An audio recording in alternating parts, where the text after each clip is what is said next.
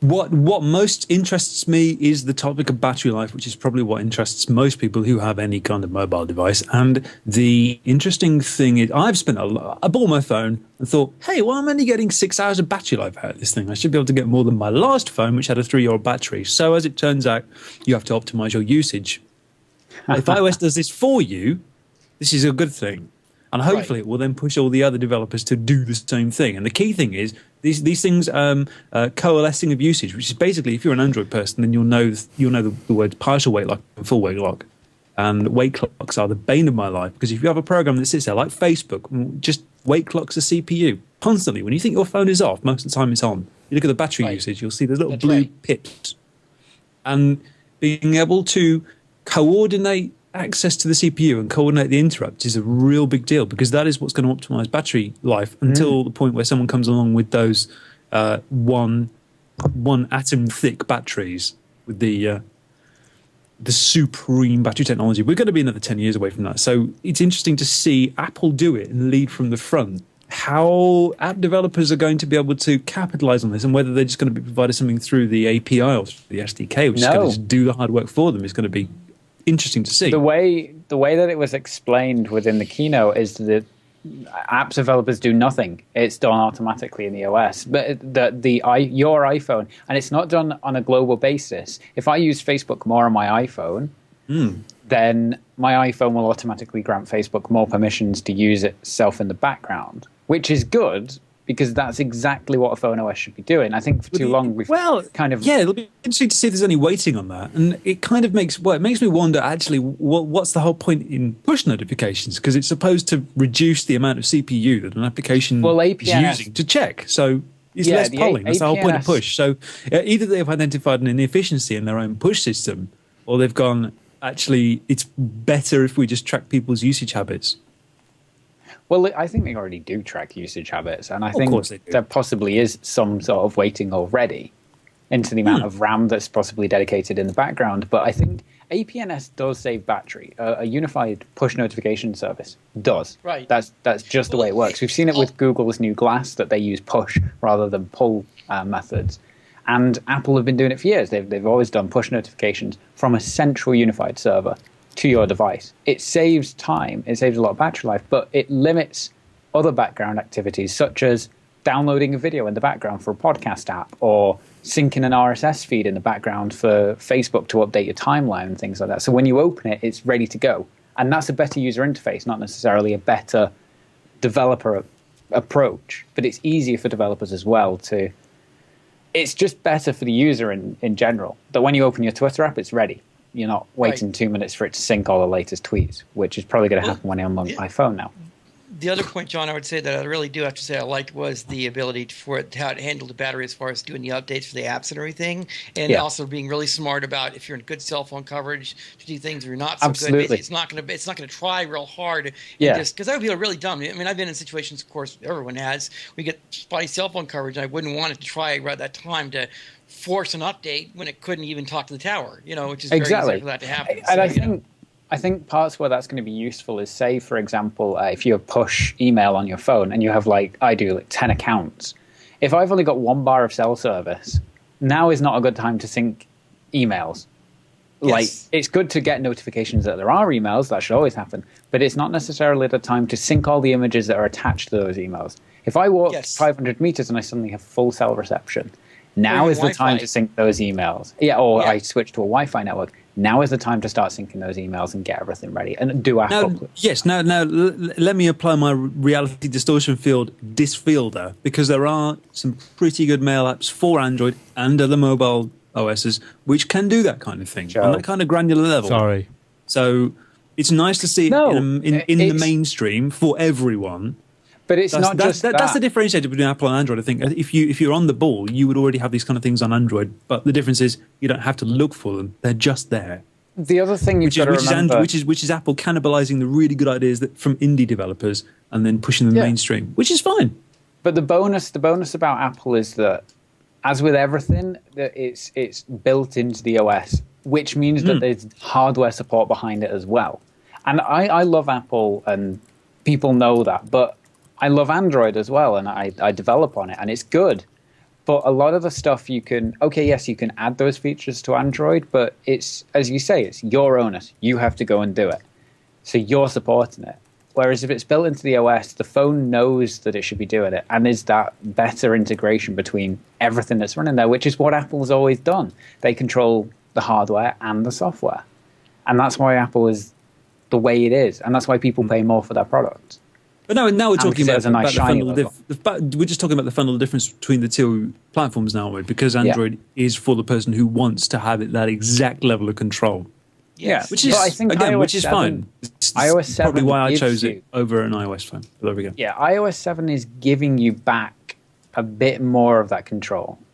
Yeah. It's weird to talk about your phone. There are some interesting synchronized features which I really wish that I could have on my Android phone, because I have a little tablet and I've got my phone now, and oh man, I turned my tablet on for the first time in 2 weeks almost, and it was almost like Joe and his Facebook notifications, and I was there swiping everything off and clearing all, and it just took ages. Android does have sync notifications. Well, Muggins here doesn't have them turned on because he's not a heavy Android user. Incidentally, all my apps did update automatically, so that's nice.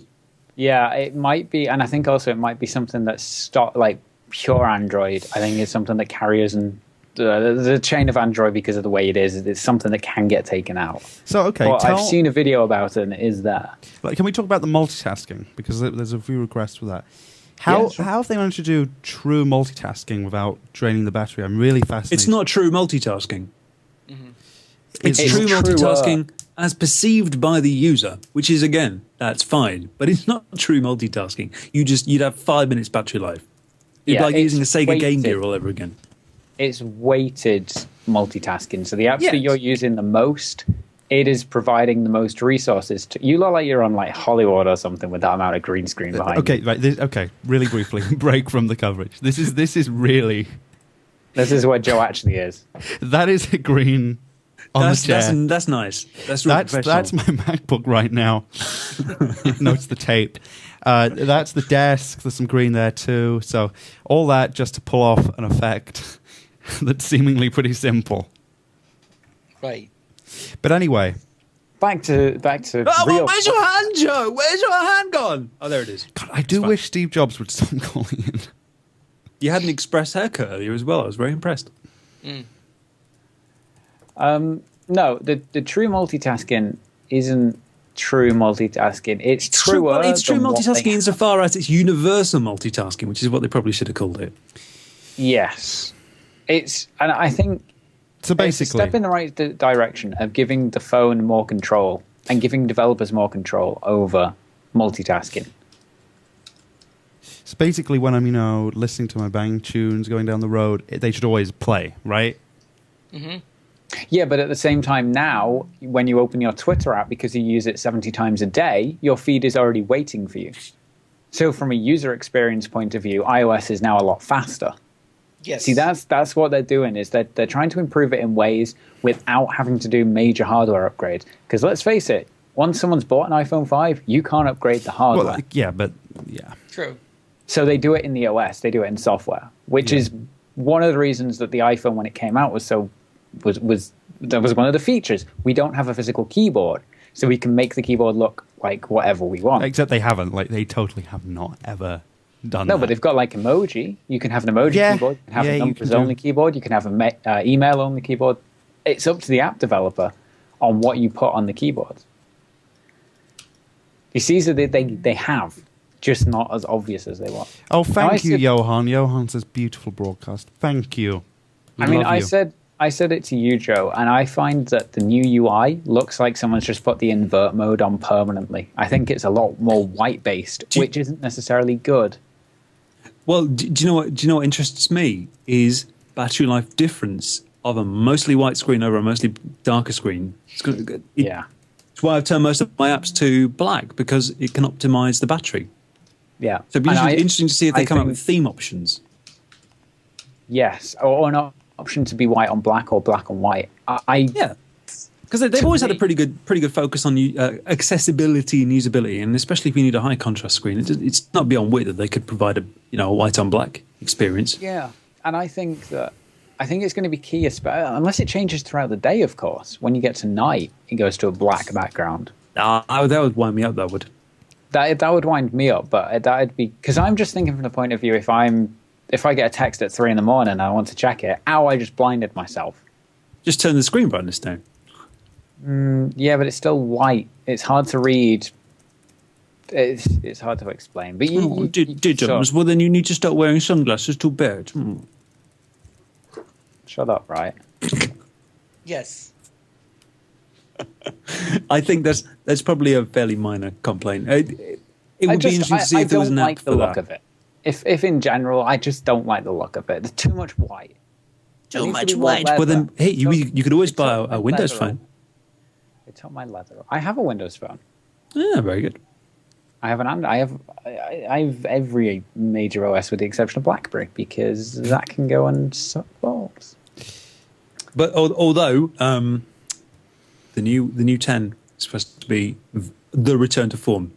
BBM is coming to all of the platforms. Which finally, like they would have saved themselves. They could have saved themselves so long ago if they'd done it 2 years ago. They wouldn't be in such a mess. Not iMessage. Right. iMessage is great because it's transparent. That's why iMessage has succeeded. Just wait for the BBM app for iPhone, which will cost probably a very reasonable $1.99. They're going to charge for it? Probably. Really? Yeah, but they charge for the service on a BlackBerry. Well, I figured if they charge BlackBerry for the internet services. So I don't think you charge. Yeah, but that's an inherent difference on BlackBerry because BlackBerries actually use a VPN to the BlackBerry servers. So you have encrypted. None of us are arranging riots in London, so we really have no reason to use it anyway. You guys jogged my memory. One of the points that was made basically during the keynote also was they were talking about iOS percentage of current user base that is on the current version versus Android.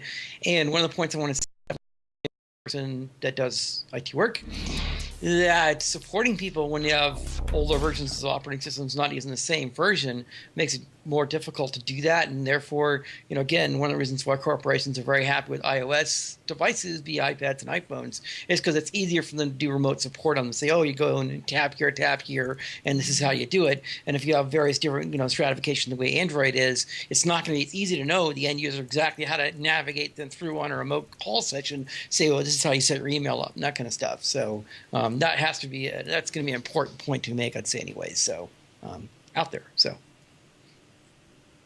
that's all. Yeah, I don't know. iOS 7 looks really interesting, and I think it's because it's as Tim Cook said at the end. I think it was Tim Cook that it's like a new phone because it's an entire UI change. I mean, little things like having AirDrop. AirDrop's really interesting because we've not had Bluetooth sharing on the iPhone unless it's built into the app. So I think having even just a little feature like that. iTunes Radio looks interesting, especially because I'm an iTunes Match subscriber, so I'm going to get it for free, ad-free, that's kind of nice because it's adding extra value to a subscription we already pay for. And I just think in general that, well, it's a nice update. I mean, there's nothing in there that I can say is bad or horrible that I don't want. Either of you two? Well, is that better, Chris? Yeah. iTunes Radio is interesting. Until very recently, I worked at an indie label, and the indies are vastly underrepresented. And whether they can secure a comparable deal as to the majors is going to be something worth watching. Because you have to worry constantly about the devaluation of music. So it's one to keep your eye on, because they could be doing more harm than good if Apple push for a deal which is just a little bit too hard-nosed. Yeah. And also, it's going to launch in the States. Will it ever launch in Europe? I think it will. I think by the time... See, it depends on how they're doing the launch cycle. If they mean that it's launching in the States in the fall, that's a long time away. If they mean it's launching in the States to developers today and will be coming out in fall when iOS 7 drops to all countries, then that's good. But yeah, and well, lest we forget, Google have once again beaten Apple to the punch. Google like doing this. You can, if you are in the States, subscribe to your nice... You probably can't see that because the screen's too bright. Irony. Nice Google Play All Access, which is give you a 30-day trial, and then it's $7.99 a month if you start before June 30th, 2013. Of course, we can't get it because the European store goes, oh, can't find that. That's a shame. I've tried already. Well, there you go. There you go. Licensing differences between the US and the UK. But to be honest, I would be very interested to compare both. And I think, on balance, the Apple solution would win because of that tight integration, the fact that they've already got your credit card details. As was mentioned in the one of the other competing live streams, the Apple Store is apparently the largest store in the world by saved customer credit card information. Yeah, the App Store or the retail store? Just the iTunes Store. No, the iTunes. That's a little bit misleading because simply unless you sign up through the podcasting flow, where if you want to upload a podcast to the iTunes Store, where you don't have to give a credit card number to verify, you have to give them a credit card number. So a lot of those accounts, I would imagine, probably about a quarter sit there and never get used, but it's a lot of customers. Yeah, but when you think, Joe, you were saying, is that the retail stores or the digital stores? It's both. If you go to an Apple store now, you can pay by Apple ID, and it charges your credit card or your debit card that's stored on your account. I do it whenever I go into an Apple store. It's easier. So really, Apple has, 57 million customers in all its stores. It's an unbelievable target for hackers. Yeah, or government agencies. Right. Oh, yeah, topical. Oh, it's like This Week in Nonsense all over again. That was fun. It is an accomplishment, irrespective of whether you like or dislike the company. It's a real accomplishment. My new favorite feature of iOS 7, the fact that the Torch app is now built in. Yes, no more hunting for third-party Torch apps. That's a nice touch. That'll get rid of 299,000 of the apps off the App Store. Yeah. Now all they need to do is integrate a 2-second timer into your SMS sending, so it's your anti-drunk. Yeah. Which is what Chomp SMS has on Android, and it has saved my life more than twice. Because they're doing the parallax thing now, they could detect when you were drunk. They could add the feature in and go, we think, Google does X with and Y attachments axes rotate more than 45 degrees. Yeah, turn off we the phone. think you're drunk. Whoops, you've fallen over. We're not going to send this Go text. home, user, you are drunk. Said in a nice British English Siri voice. Yeah. The reason they also didn't preview the passcode. UK Siri voice is because I'm to be the UK voice of Siri. Yeah, it changes your passcode when you're drunk to just 1111. Yeah. And if you get it wrong, it doesn't care anyway. It still lets you in. Oh, that's nice. Yeah. See, Apple care. But new in See what I did iOS there? 8. Yeah, that's nice.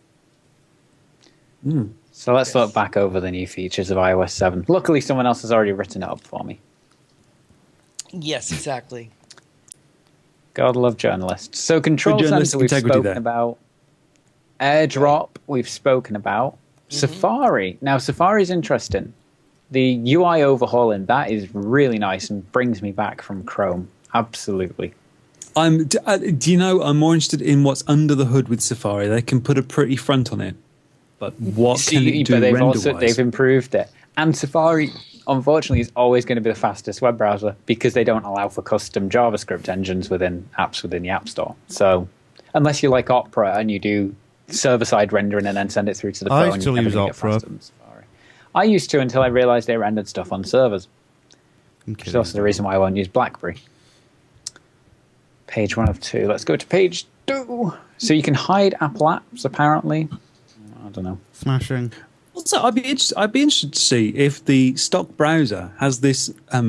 This is the Beta Labs options in the browser settings. I've always had it turned on, and I don't know if you can see this, but you swipe from the corner of the screen, and it gives you a menu, and then you can choose your submenus, and then it will expand. So that's the tabs menu, and it's not as big or as pretty, but it's very functional and very quick. You can basically do it from muscle memory after a while. If I want to go to a new address, I just swipe right and let go. And you don't have to hold it, you just do it. And it's available, as far as I'm aware, to everybody. So if you have an Android phone, worth trying. But it feels like they've taken notes from the crib sheet, and so there is no menu on this. Right. And this is WebKit, so it's just as fast. and it's got all the existing sync with your googly stuff as well, so that's fine. But yeah, there's some interesting blending and merging of the two different schools of thought. So it's nice to see at least that they're all going down the same route, because it can only mean that people become more familiar with the device as a whole, and you don't have this as big a divide between people who go for Android with the slightly disjointed user base and all these different carrier custom flavors of OS and stuff, and you've just got That's iOS. right. So the other interesting thing with iOS is this fact that you can now swipe from the left-hand side of the page to go back in that, which is something that I have actually found. There are two things I find myself doing on my iPhone instinctively: swiping from the left to go back, and swiping up to bring the home menu to go home, rather than the notification center, or to actually to bring up the quick launcher where you've got your app switching. Which, if it isn't in iOS 7, as soon as there's a jailbreak, I need that feature. That is something that I really, really want. But it's nice to see that they're integrating more gestures, because I think whilst there's only there's the home button. It's a pain to have to shuffle up, especially on a 4-inch device, to actually have to move it up in your hand to get to a back button. So I found that interesting. It's a small little feature, but it's amazingly, stupidly simple, but a very good time saver for a lot of people. Before we move on permanently, can I just say, let's hear it for AeroFlip, cribbed by Apple for iOS 7 Safari. Okay. Yes. All you Windows 7 users, press the Windows key and tab at the same time. Boom! Yep. Oh, Enjoy Windows that. Vista. Windows Vista had it as well. We don't mention the V word. The V word. Yes. Sorry. Windows 6. Exactly, yes. God. Yeah. I feel dirty. Sunglasses time. I'm not the same person. Yes. Developer.apple.com is still down, and it's annoying me because I want my iOS 7. I was on Google Glass, but that's a separate rant. Were Is that- you yeah, is one of those Andrew's there in 8,000 Reddit, invited guests, were you? I wasn't. Oh, I that's a applied shame. under 3 different email addresses.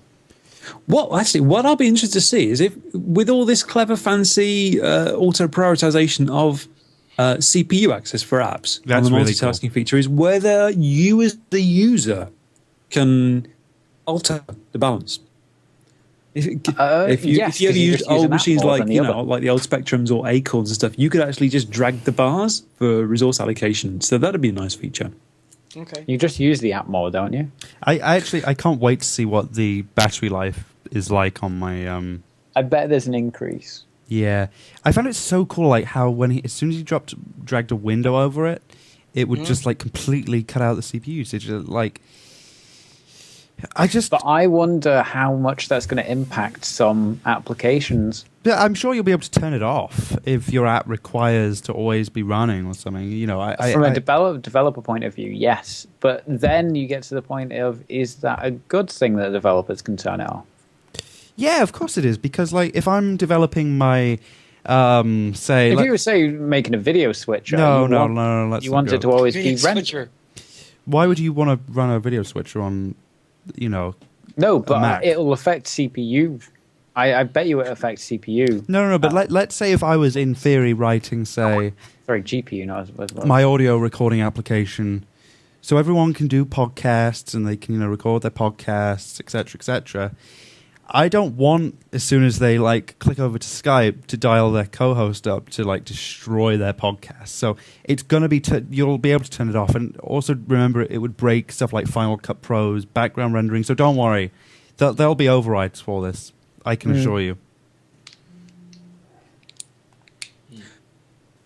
I wish, because I know it's not going to be true, I wish that the strong password cloud hosted keychain service would force users to use strong passwords. Yeah. That's a good point. If you're going that's to turn so it good. on, you've got to commit. It's like a first marriage. Like a 1Password or LastPass kind of situation or something like It's that. such a where, good like, idea, yeah. but it's not going to change the landscape. People are still going to use those stupid admittedly weak passwords. Oh, I use rich. Still going to get their accounts compromised. Chris, the point I came up with during the keynote is, okay, yeah, so I've allowed Safari to create me a password and save it into my keychain. I want to log onto a different computer. Where's that? What is that password? Yeah, and you just know that 1Password and LastPass are going to be going, hang on a minute, that's not fair. Right. Because if you ever use LastPass, it's quite a mature product. It's quite nice. It can do all the things that probably the iCloud password locker, whatever they want to call it, can do. And it's not Apple. So if you want to give your money to a small developer, by all means, try them first, because they might be just as good. And it might push them to actually develop tighter integration with the OS too. Which That's true. Yeah. What I'm interested in is whether this multiple display features, specifically How have we being not able talked to about push. that? It's like the coolest thing ever. Yeah, is this our gateway drug for Apple TV, or is this Apple TV? Is this Apple TV Mark 1? They're just testing the water. They're dipping their toe in and seeing if anybody's actually interested in using it. I think that a lot of the stuff that's come in this new feature, I don't know why I spoke like I can't actually speak, but Joe, I think a lot of the features that have come in the multiple display feature are stuff that should have been in the original versions of Mountain Lion. When you flip a desktop, it should flip the one you're actively using. When you full screen an app, it should full screen it where it's being used, not on a separate display. And that was particularly annoying for people like me who use dual screens, where you go full screen in an app and, oh, I just lost Skype off that and it's now somewhere else. Right. I actually, just before the show, I was like saying, oh God, I can't put the video full screen because it's going to screw everything up. And I was like, it's so funny because like just the keynote, during that keynote, it was announced that they, fixed that finally. That was one of the biggest issues for me with using Lion full screen mode, is that it would just like, if I had 4 displays plugged in, as I sometimes do, it would take all of them over. Yep. Well, I've just done it now to Google Chrome, and I've lost you guys off the side. It's annoying. Right. It's seriously annoying. It really ruins. Like, I was so excited when they announced the full screen implementation. But I think the idea is is the 1.0 thing with full screen. I think it worked well for what it was as a 1.0. Yeah, but come on, they left it like that for 2 I know that, but I'm years saying nearly. still as a point is I'm glad to see them actually taking the next step 2 and years. bringing it forward, because this is something that has been on Unix systems for a long time. With X Windows, you've been able to have different displays going with X Windows on Unix systems, so you can now finally take advantage of what they're offering, which will be good. So they keep on perfecting things; it'll be good. So yeah. Well, on that note, I am actually going to have to leave you guys because I need to go and eat and sleep eventually and do things. So it's been great talking to you all. Smashing John. And we'll have to do this. I don't know when we'll do this again because Apple seemed to tell us about a week before their events. But right. So I've been at John Cole. Are we going to wrap up, or are we? Do you want to keep going? We can do that shortly. Unless you want to get any of the other people on that were Twitter, Facebook, or whatever, I'd have to Come all. Add Joe DeMax to your Facebook friends list. It seems like that's what happens. Oh, really? I can't believe. He is ready and waiting. I think I got about Kimbo. 2,000 requests. Gosh. Yeah. Shortly to be getting a call from Facebook. What are you doing? Well, Please actually, make it I stop. want to remind people, that obviously, of course, you could always follow Joe as a subscriber type thing instead of just friending us, 1,400 people were sensible enough to do that. Yeah, I've had about 60 people who have. I'm not as popular as Joe. I don't have a big studio, that's why. I'm telling you, this was such a worthwhile investment to have this huge studio built. I mean, in Cupertino as well. Just in San Francisco, right outside the Moscone Center. It cost a lot. Been building it for years, but the desk cost a lot. IKEA, telling you, Joe had to sell himself multiple times. I was wondering how long until a tasteless comment would come into the equation. The time machine to stop the cars outside as well is yes, amazing. Right, I am going to go, guys. See you all later. All right. Good stuff. Have fun. All right, John. TTFN. Thanks for calling. Bye. So yeah, we'd like to thank the Moscone Centre for renting us this space right outside. It's been really useful for them to do that for us. Yes. Right outside and on a small scissor lift? Yes. Yeah. Well, you finally could afford that scissor lift. They put up this incredible skybox for us, and to be honest, I couldn't be more grateful. Oh. Yeah. So. Absolutely smashing. Wow. So big news. Do we know when iOS 7 is going to be available? They didn't say. They Fall? say the developers are. It's going to be like September. What's the historical trend? When is it being released to developers, and when does it become available for the Since schmoes? the past 2 years, about September, because that's when they'll release the new iPhone. So it'll be around then. Right. Shall we reconvene? Discuss the smaller, lighter, brighter, thinner, sleeker, more unibody iPhone at that time. Yes. Interesting. I'll think of some more ways to bash it. Yeah, unfortunately, the studio does occasionally do this weird thing where it kind of eats into my arm and gets a little chaotic and horrible things happen, and where we're actually having a really weird color space issue on this camera. You're fluorescing gently with that small radioactive glow behind you. Sometimes there's this really weird color space issue on the camera where like something like this will happen.